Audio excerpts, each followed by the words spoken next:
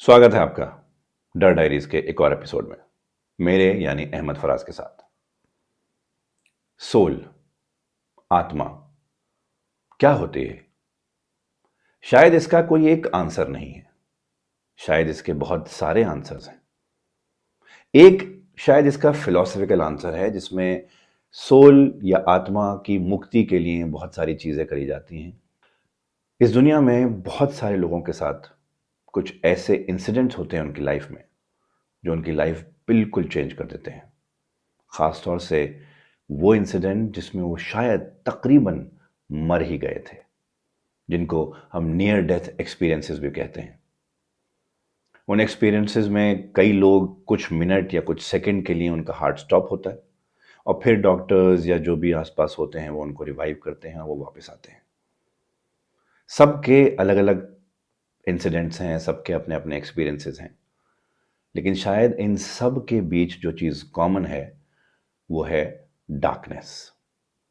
क्योंकि कई लोग कहते हैं कि किसी डार्क टनल से निकल के किसी रोशनी की तरफ जा रहे थे। कई लोग कहते हैं कि वो किसी डार्क स्पेस में थे। कई लोग कहते हैं कि उनको आसपास सिर्फ खालीपन, डार्कनेस ही नजर आया। लेकिन हर किसी के जबान पे ये डार्कनेस या डार्क जरूर आया है। आज की कहानी इसी बारे में है।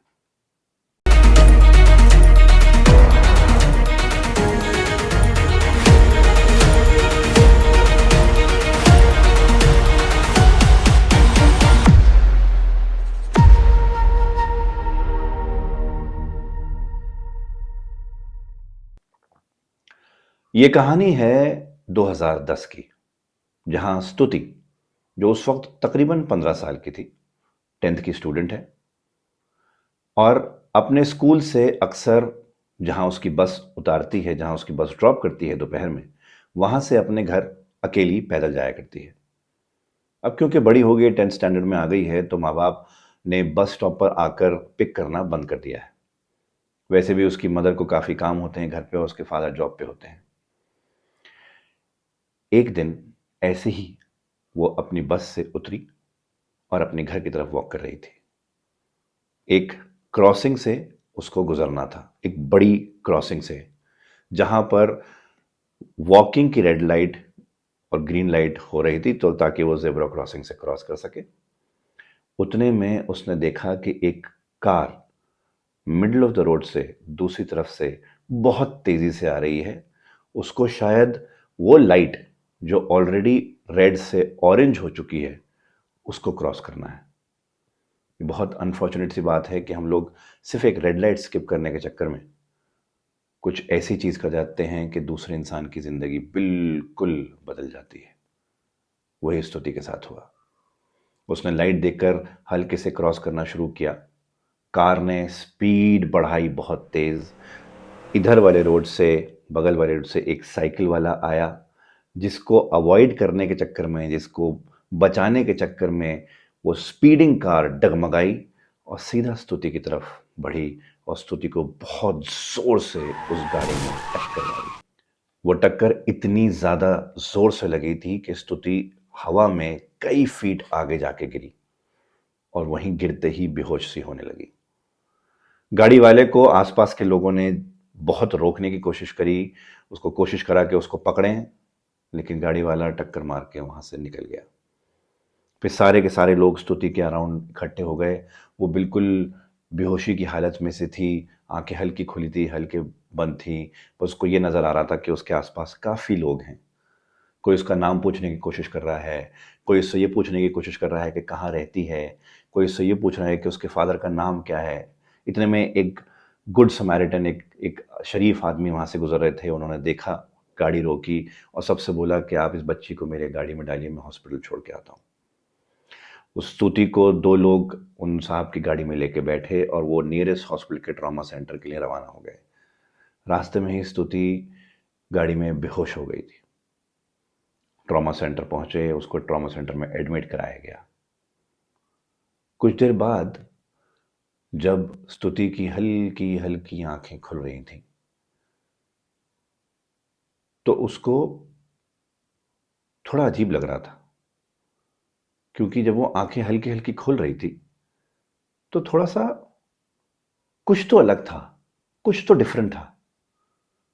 वो और जल्दी आंखें खोलना चाहती थी लेकिन आंखें आहिस्ता आहिस्ता खुल रही थी, शायद ट्रॉमा की वजह से।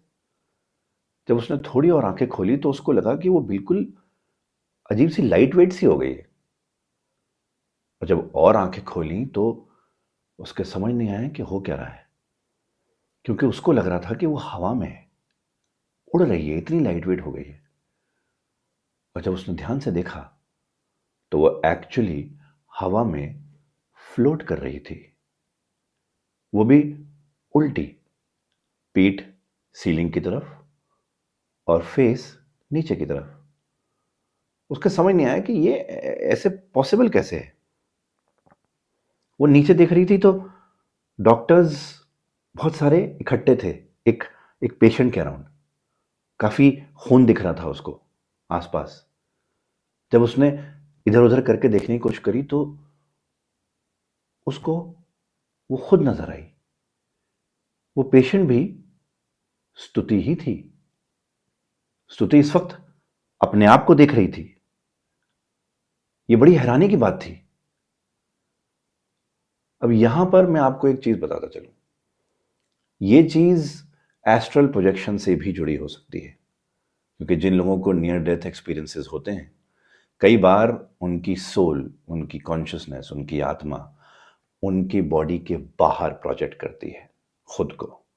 और उस वक्त फॉर अ ब्रीफ टाइम उस कॉन्शियसनेस की या उस आत्मा की इतनी समझ होती है कि वो ये देख पाए कि उसकी बॉडी जिसमें वो एक्चुअली रिसाइड करती है वो वहां पर कहीं पर मौजूद है और वो हवा में फ्लोट कर रही है। कई लोग जिनको शायद सिद्धि प्राप्त होती है या जो बहुत मेडिटेशन में हैं या मंक्स हैं जो सालों सालों वो मेडिटेशन की प्रैक्टिस करते हैं, वो विलिंगली एस्ट्रल प्रोजेक्शन कर पाते हैं। तो शायद स्तुति के साथ वही हो रहा था। लेकिन उस वक्त उसको इतनी समझ नहीं थी कि वो इस चीज का करे क्या। जब उसने अपने आप को बेड पर देखा तो उसको लगा कि वो मर चुकी है, और उसने अपने आप को जैसे लेट गो सा कर दिया, छोड़ दिया। और जैसे ही उसने ऐसा किया एकदम से उसकी सराउंडिंग चेंज हो गई। वो एकदम से एक बहुत डीप डार्क स्पेस में पहुंच गई थी। स्पेस ऐसा कि इतनी डार्कनेस कि वो शायद अपने आप को ना देख पाए।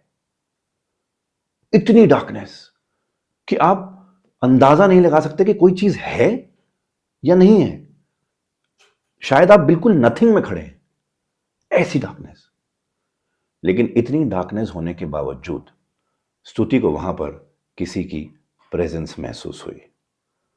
प्रेजेंस ऐसी जैसे कोई उसको घूर रहा है। और जैसे ही ये प्रेजेंस महसूस हुई उसको एक अजीब सी ठंडी सी वाइब आई।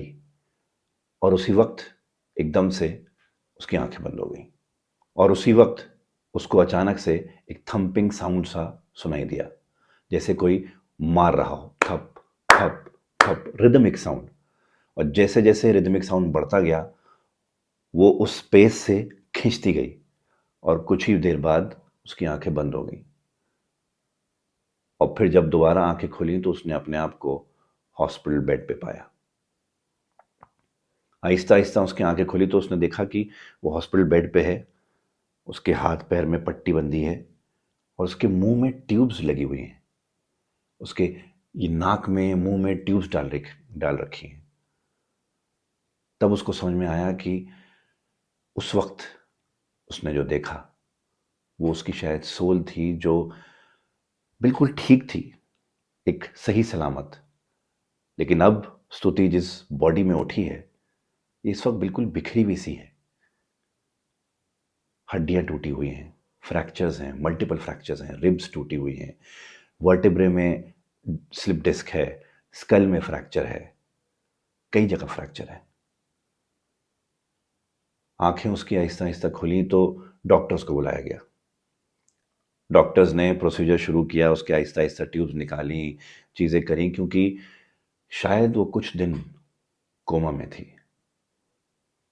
उसके बाद जब उसको आहिस्ता आहिस्ता होश आ रहा था तब उसको वैसे तो खुश होना चाहिए था कि वो जिंदा है, लेकिन जब वो उस एक्सपीरियंस के बारे में सोच रही थी ना, अपने उस स्टेट के बारे में सोच रही थी, तो उसको रोना ज़्यादा आ रहा था कि क्या सही हुआ है वो बच गई है ऐसी मोहताजगी वाली बॉडी में।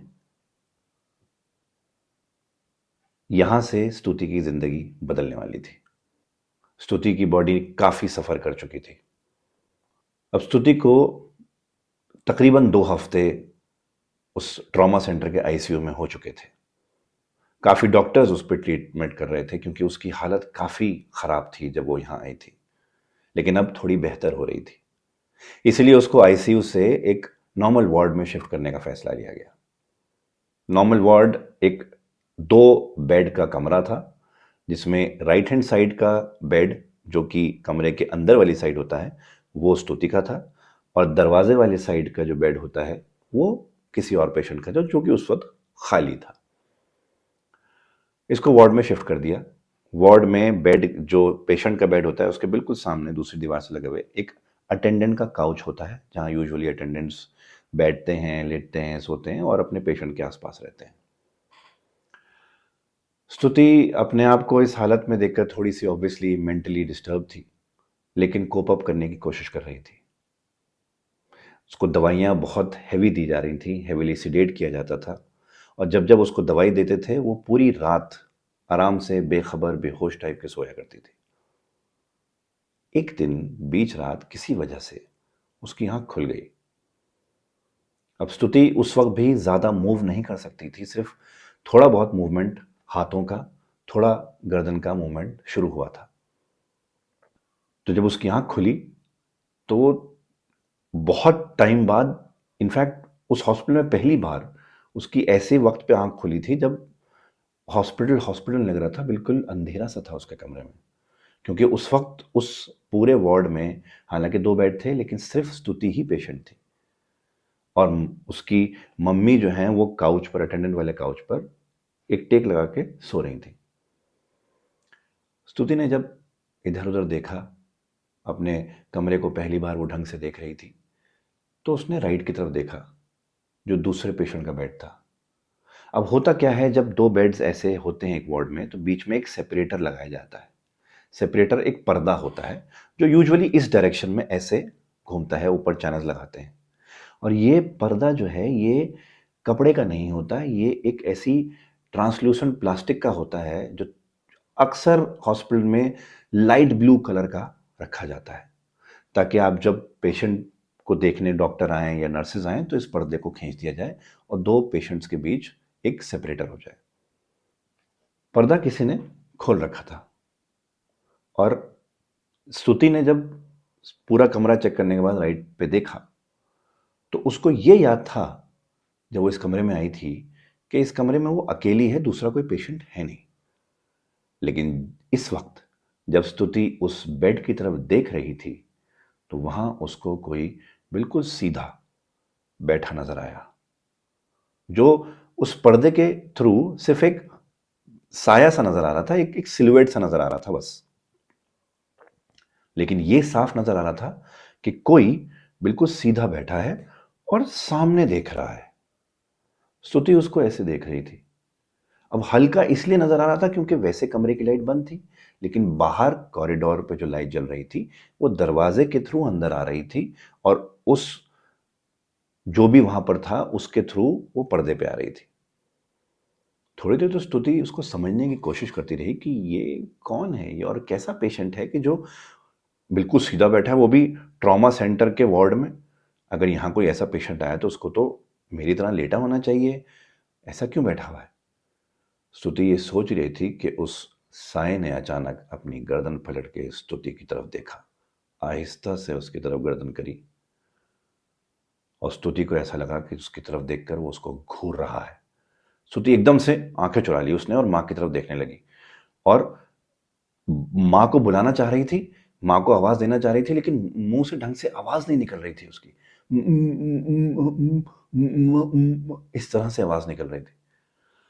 अब जब इस तरह के पेशेंट के जो अटेंडेंट्स होते हैं, उनकी स्लीप जो होती है वो बहुत अटेंटिव स्लीप होती है। वो इस माइंडसेट से सोते हैं कि ज़रा सी भी आवाज़ आए अपने पेशेंट की तो एकदम उठ के बैठ जाए, और ख़ास तौर से अगर माँ हो तो जाहिर सी बात है वो अटेंटिव स्लीप में सोएगी। उसकी माँ ने जैसे ही सुना, वो एकदम से उठी और सीधा स्तुति के पास आई। हाँ बेटा, हाँ क्या हुआ, क्या हुआ बेटा? माँ, माँ, वो बस उसने पर्दे की तरफ, दूसरे बेड की तरफ इशारा किया, क्योंकि वो इस वक्त इतना ही कर पा रही थी। माँ ने एकदम से हाथ बढ़ा के बेड के पीछे जो स्विच थे उसमें लाइट जलाई और पर्दा एकदम से खींच दिया। तो देखा वहां बेड पर कोई नहीं है। तो माँ ने उसको बोला कि हाँ बेटा, कोई नहीं है यहाँ पर, क्या हुआ?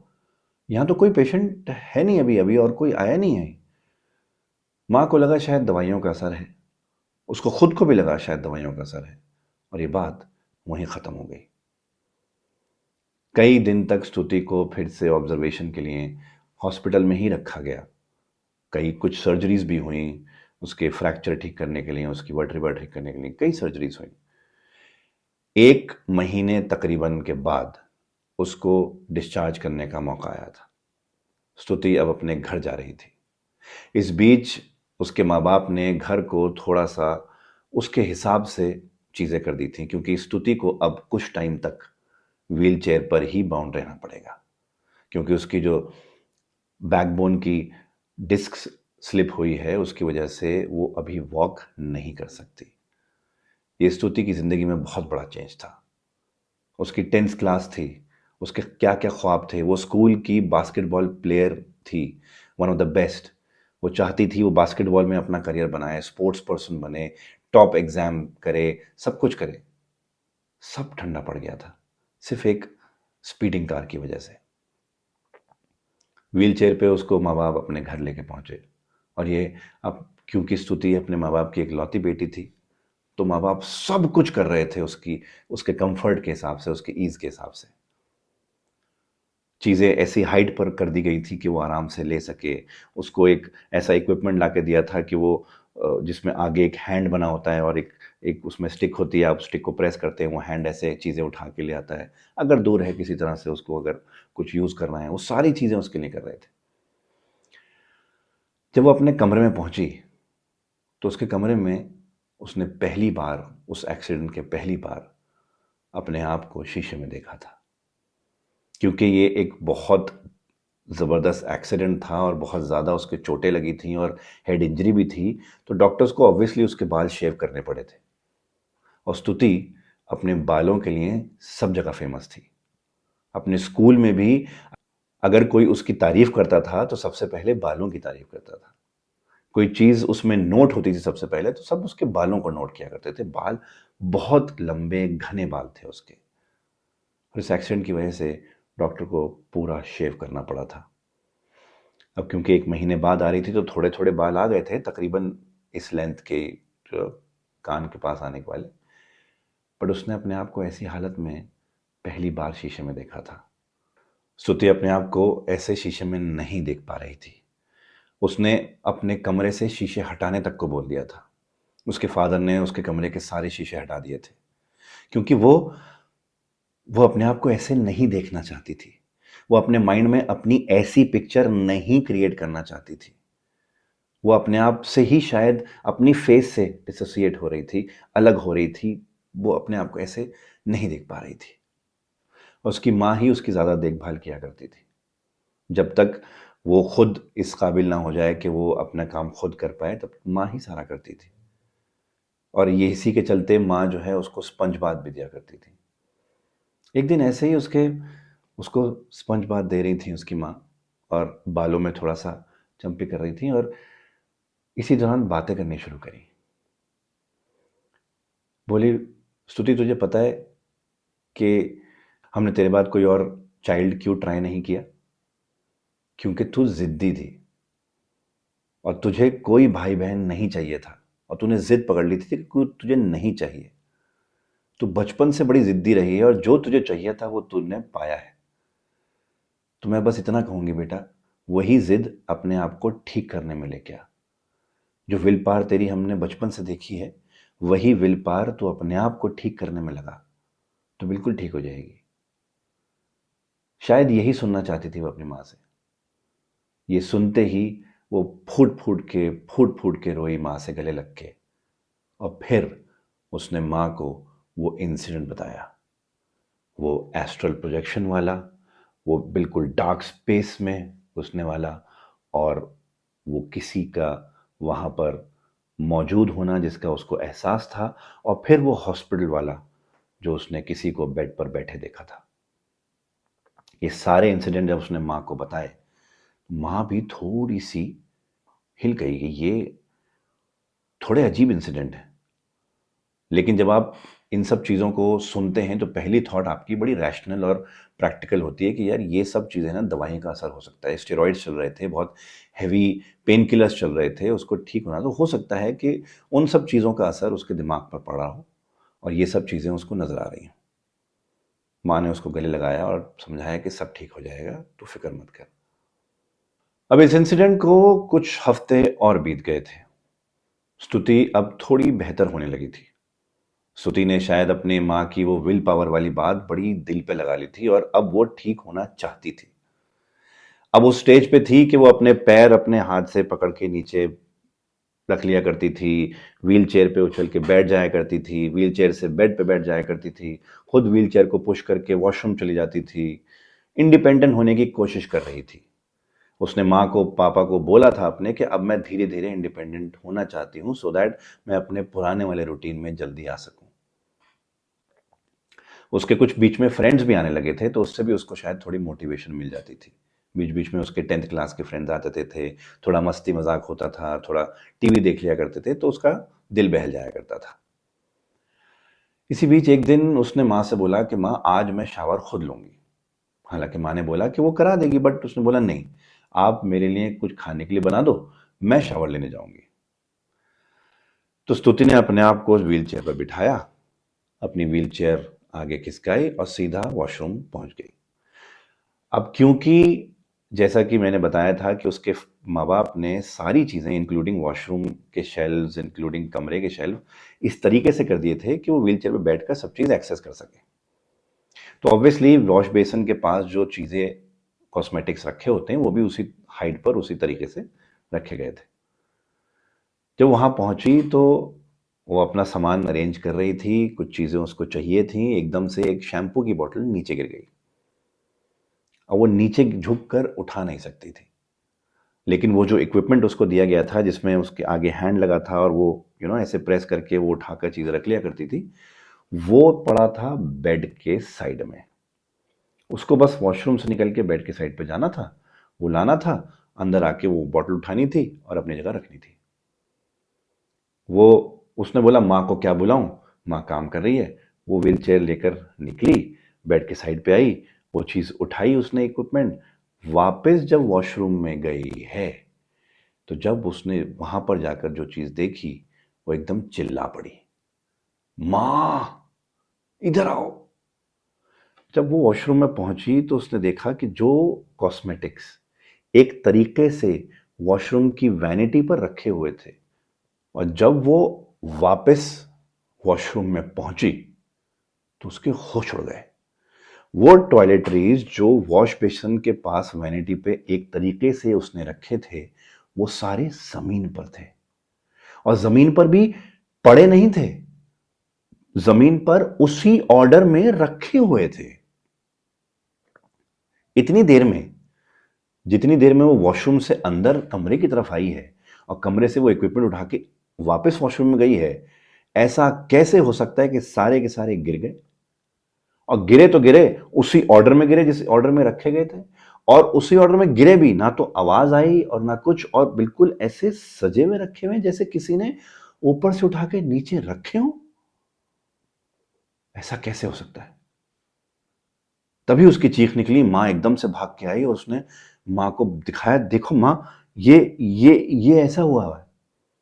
तो माँ थोड़ी सी फ्रस्ट्रेट हो गई। वो क्या है ना, जब आप बहुत ज़्यादा केयर करते हो, हर वक्त आप केयर करते हो, तो थोड़ा सा आपको भी मेंटल स्ट्रेस होता है। माँ भी थोड़ी सी स्ट्रेस में थी। उसने देखा कि ये क्या बचपना है कि ऊपर से उठा के नीचे चीज़ें रख दी, और वो भी उस एक ऐसे सजा के सिस्टमैटिकली। तो एकदम से थोड़ी गुस्सा हो गई।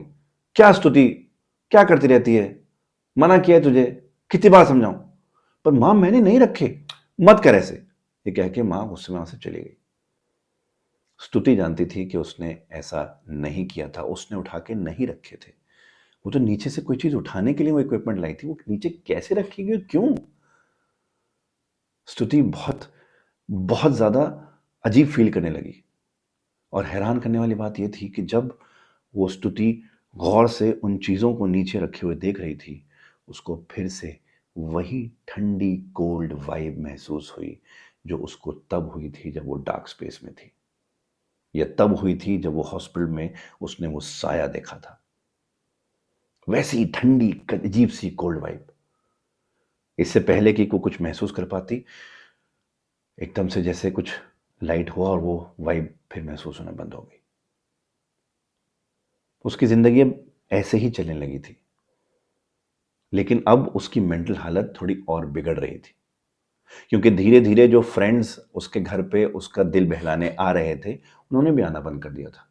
10th के बोर्ड्स आने वाले थे, सबको अपनी अपनी तैयारी करनी थी। इधर माँ बाप भी जितनी खिदमत कर पा रहे थे वो कर रहे थे, लेकिन एक एक 15 साल की बच्ची घर में अगर एकदम से कैद हो जाए, ना बाहर जाने को मिले, ना किसी से मिलने को मिले, ना स्कूल जाने को मिले, ना खेलने को मिले, तो क्या करे? उसकी मेंटल हालत और बिगड़ रही थी और ये माँ बाप को और वरी कर रहा था। वो समझ रहे थे, उनको समझ आ रहा था कि ये सिर्फ फिजिकली नहीं है, मेंटली भी थोड़ी सी प्रॉब्लमैटिक हो रहा है इसके साथ। इसके चलते वो काफी फिक्रमंद भी थे। अब स्तुति के पास कोई और चारा भी नहीं था। जब तक वो पूरी तरह ठीक नहीं हो जाती, जब तक वो चलने नहीं लगती, वो बाहर कैसे जाएगी? बाहर भी जाना होता था, वो व्हीलचेयर पर ही अपने माँ बाप के साथ जाया करती थी।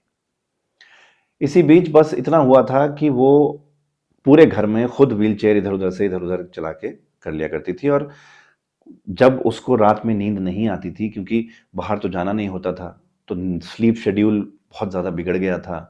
कभी भी सोती थी, कभी भी उठती थी, कभी कभी पूरी पूरी रात जागती रहती थी, पूरा पूरा दिन सोती थी। इसी बीच एक रात स्तुति को नींद नहीं आ रही थी और ना उसने नींद की कोई दवाई वाई खाई थी, तो वो जाग रही थी। तो उसने सोचा कि वो टीवी देखेगी। ड्राइंग रूम में आके उसने टीवी खोल लिया। उसके पापा ने बोला कि तू टीवी देख ले, बट सारी लाइटें बंद कर रहा हूँ। और वो लोग दोनों जाके कमरे में सो रहे हैं। अब ड्राइंग रूम में टीवी ऐसे था कि टीवी, फिर टेबल, इधर सोफा और इधर स्तुति बैठी हुई है। ड्राइंग रूम की जो एंट्री है वो स्तुति की बैक साइड में है। तो अगर कोई ड्राइंग रूम में आएगा तो स्तुति को पूरा पीछे मुड़ना पड़ेगा ये देखने के लिए कौन आया। और क्योंकि सारी लाइटें बंद थी और सिर्फ टीवी में जो जो भी चल रहा था उसकी लाइट आ रही थी, तो इसलिए सिर्फ वही लाइट पे कुछ दिख सकता था कि पीछे से कोई आ रहा है या नहीं। टीवी देखते देखते उसको कुछ महसूस हुआ। एक आवाज सी आई हल्की सी। उसने पीछे मुड़ के देखा, देखने की कोशिश करी, तो उसको कुछ नजर नहीं आया। आवाज थोड़ी देर बाद फिर आई। इस बार उसने पूरा पीछे मुड़ के देखने की सोची। जब वो पीछे मुड़ रही थी और पीछे देखा उसने, तो जो उसने देखा उसके पैरों तले जमीन निकल गई। बहुत डर गई, क्योंकि उसने देखा कि कोई जो ड्राइंग रूम की एंट्री है उसकी चौखट के आड़ में खड़ा होकर हल्का सा लीन करके उसको झांक के देख रहा है। अब क्योंकि सारी लाइटें बंद थी, सिर्फ टीवी की लाइट यहां से और पीछे किचन के पास कहीं बल्ब जल रहा था, उसकी रोशनी आ रही थी, तो उसको फेस नजर नहीं आ रहा था। लेकिन कोई था जो ड्राइंग रूम की एंट्री की चौखट के आड़ में खड़ा होके हल्का सा लीन करके उसको झांक के देख रहा था। जैसे ही वो चिल्लाई, मां, वो जो भी साया था वो एकदम से उसके सामने गायब हो गया। देखते देखते स्तुति के उसकी आंखें इस तरीके से फटी रह गईं, उसके हाथ पैर इस तरह से कांपने लगे कि उसने कोई भूत देख लिया। स्तुति के चिल्लाते ही दोनों माँ बाप भागे चले आए और पूछा, बेटा क्या हुआ, क्या हुआ? तो स्तुति ने चौखट की तरफ इशारा करके बोला, वहां, वहां, वो साया, वो साया, और फूट फूट के रोने लगी। जब इस बार भी स्तुति ने साये को देखा था झांकते हुए, तब भी स्तुति को वैसी ही कोल्ड वाइब, ठंडी वाइब महसूस हुई थी, जैसे पहली बार हुई थी और उसके बाद बार बार हुई थी। पहला ख्याल उसके फादर के मन में यह आया कि कोई शायद चोर घुसा आया है, ये कोई है। तो फटाफट उन्होंने सारी लाइटें जला के पूरे घर में छान मारा, कुछ नहीं था। सारी लाइटें जला दी, सारे बल्ब जला दिए। फिर स्तुति की माँ से बोला कि तुम स्तुति के साथ सो जाओ, मैं ड्राइंग रूम में सो जाऊंगा और इस तरह से इसको सेफ फील होगा। स्तुति को उसकी माँ ने बेड पे लुटाया और उसको प्यार करते हुए और उसको दवाइयाँ दे के कुछ सुला दिया। स्तुति के सोने के बाद स्तुति के माँ बाप ड्राइंग रूम में बैठे और फिर उनमें डिस्कशन हुआ। वो सारे इंसिडेंट जो स्तुति ने अपनी माँ को बताए थे, उसकी माँ ने उसके फादर को बताए, सब कुछ बताया शुरू से आखिर तक। माँ ने बोला कि पहले तो उनको लगता था कि ये सब दवाइयों का असर है, लेकिन अब इतना ज़्यादा बढ़ गया है कि हमें इसके बारे में कुछ करना पड़ेगा। तो स्तुति के फादर ने बोला कि एक काम करते हैं कि वो चैंटिंग वाला जो ग्रुप है उसमें इस इंफॉर्मेशन को डालते हैं। अब मैं आपको बता दूं कि ये फैमिली बुद्धिज़्म प्रैक्टिस करती थी। ये फैमिली सारी की सारी चैंटिंग करते थे, मेडिटेट करते थे और इससे ये गॉड के करीब फील करते थे एक दूसरे को, अपने आप को। और ये मानना था कि जितनी ज़्यादा चैंटिंग होगी, जितना ज़्यादा गॉड के करीब फील करेंगे, उतना ही विल पावर भी आती है, मैनिफेस्टेशन भी होती है चीज़ें होने की। तो ये दोनों ही एक बड़े चैंटिंग ग्रुप का पार्ट थे, जिसमें अक्सर जो प्रेयर मीट्स होती हैं उसके डिस्कशंस होते हैं या वेन्यू दिया जाता है। तो स्तुति के फादर ने बोला कि उस ग्रुप में पूरी डिटेल डालो और उनको यहाँ घर पे बुलाओ, घर पे चैंटिंग करवाओ पूरे ग्रुप को। और इसी बीच जो उस ग्रुप की हेड हैं, जो कहते थे कि उनको वो एक ऑलमोस्ट मंक बनने की उस पर हैं और बहुत ज़्यादा चैंटिंग करती हैं, मेडिटेट करती हैं, तो उनको स्पेसिफिकली बिठा के पूरे सारे इंसिडेंट बताए जाएं और फिर उनसे सजेशन लिया जाए कि क्या करें। नेक्स्ट डे स्तुति की मदर ने यही किया। उन्होंने चैंटिंग ग्रुप पे चीज़ें डाली, चैंटिंग ग्रुप को बुलाया, चैंटिंग ग्रुप घर आए, उन्होंने जो बुद्धिज़्म की चैंटिंग होती है वो पूरे घर में करी, बैठ के लाउडली भी करी, वो सब करा। और फिर उनसे बात करी स्तुति की मदर ने, उन लेडी से बात करी जो उस ग्रुप की हेड थी, उनको सारी चीज़ें बताई। उन्होंने बोला कि मुझे स्तुति से बात करनी है।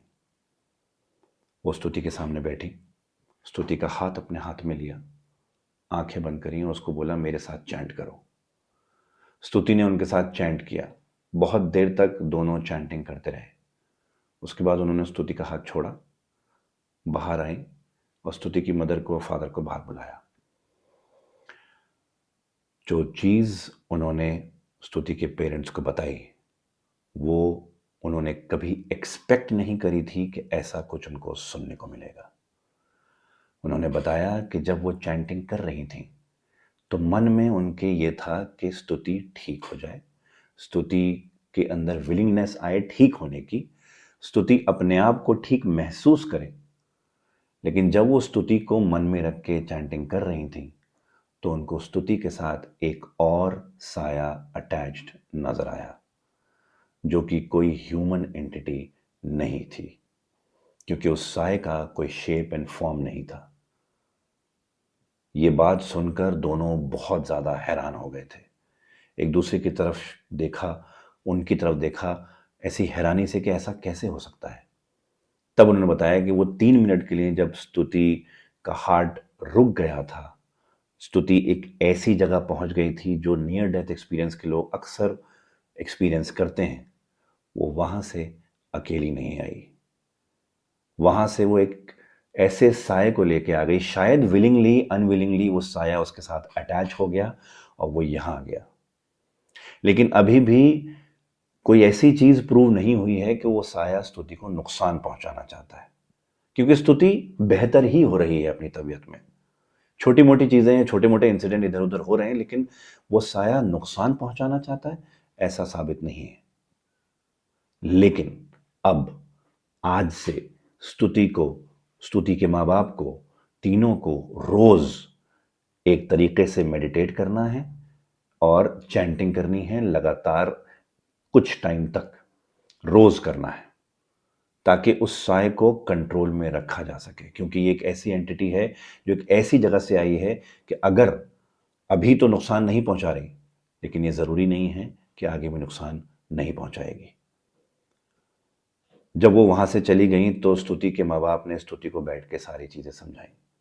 स्तुति एकदम से सीधी हो गई और एकदम फ्रीज सी हो गई कि उसके आसपास कोई एक ऐसा साया है जो जो उससे अटैच है।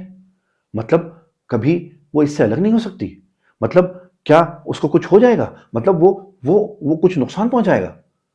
तो उसको काम डाउन करके समझाया गया कि नहीं, अभी तक नुकसान पहुंचाना होता तो शायद पहुंचा देता, लेकिन अब से मेडिटेट करना, चैंटिंग करना और इस मैनिफेस्टेशन के साथ करना कि साय से अलग हो जाए, ये बहुत जरूरी है। उस दिन से स्तुति और उसके पेरेंट्स ने रोज मेडिटेट करना शुरू किया, चैंटिंग शुरू करी, सब कर रहे हैं। लेकिन जो साया एक बार अटैच इस तरह से हो गया, वो शायद हो गया क्योंकि अब उस साय के पास भी वापस जाने का शायद कोई रास्ता ही नहीं है। आज भी स्तुति रोज चैंटिंग करती हैं, रोज मेडिटेट करती हैं। अब वो बहुत पहले से बेहतर हैं, व्हीलचेयर बाउंड नहीं है, इंडिपेंडेंट हो गई हैं। लेकिन आज भी स्तुति के साथ कुछ ऐसे इंसिडेंट्स होते रहते हैं जिससे ये साबित हो जाता है कि वो साया अभी भी उसके साथ अटैच है। शायद वो साया अपने होने का एहसास बीच बीच में दिलाता रहता है, लेकिन अभी तक स्तुति को कोई नुकसान नहीं पहुंचाया है। स्तुति शायद रेगुलर चैंट करती है, रेगुलर मेडिटेट करती है, शायद इसलिए, या शायद इसलिए वो साया कभी नुकसान पहुंचाना चाहता ही नहीं था, या शायद इसलिए कि वो साया अब वापस जा ही नहीं सकता। इसका सही आंसर क्या है, ये तो सिर्फ वही साया जानता है। लेकिन जिन लोगों के साथ ये नियर डेथ एक्सपीरियंसेस होते हैं वो अक्सर वहां से अकेले वापस नहीं आते। ये कहानी थी स्तुति की। आप सुन रहे थे डर डायरीज मेरे यानी अहमद फराज के साथ। अगर आपको ये कहानी पसंद आई है तो इसको लाइक ज़रूर करें, कमेंट ज़रूर करें और इसको थोड़ा शेयर कर दें अपने लोगों के साथ। और ऐसी और कहानियां सुनने के लिए हमारे चैनल द डर डायरीज को सब्सक्राइब करना ना भूलें। और हाँ, अगर आपके साथ भी कोई ऐसा नियर डेथ एक्सपीरियंस हुआ है या कोई ऐसी एंटिटी महसूस हुई है या आपके किसी जानने वाले के साथ हुआ है तो नीचे दिए गए ईमेल एड्रेस पर अपनी कहानी ज़रूर भेजें। इंतज़ार रहेगा। सुनते रहिए डर डायरीज मेरे यानी अहमद फराज के साथ।